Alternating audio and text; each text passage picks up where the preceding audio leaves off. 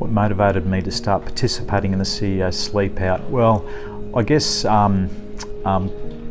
it had interested me for quite some years, and just appeared to be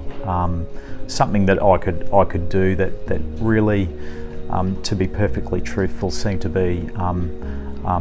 quite a simple action on my part,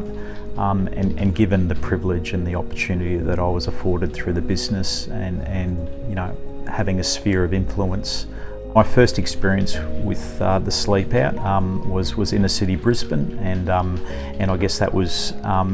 quite shocking, I guess you could say, in the sense of being in that situation and having time to really think about the situation that you're in and the realisation that so many people actually face that every night. So that was pretty sobering.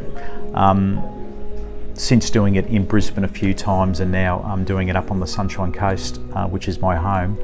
which I'm very fortunate to count as my home, but also then sort of understanding the degree of homelessness even in my backyard that you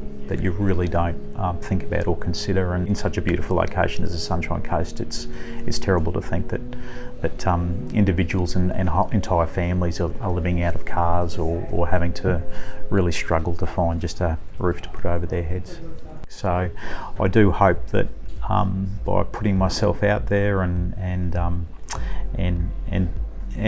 making sure that this is on everybody's radar, as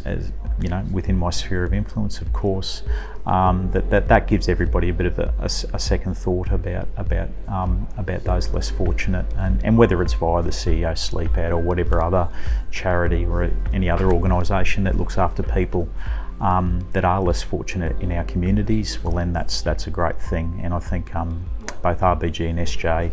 through both their words of support as well as their monetary donations, have shown that I think we are very much a caring organisation.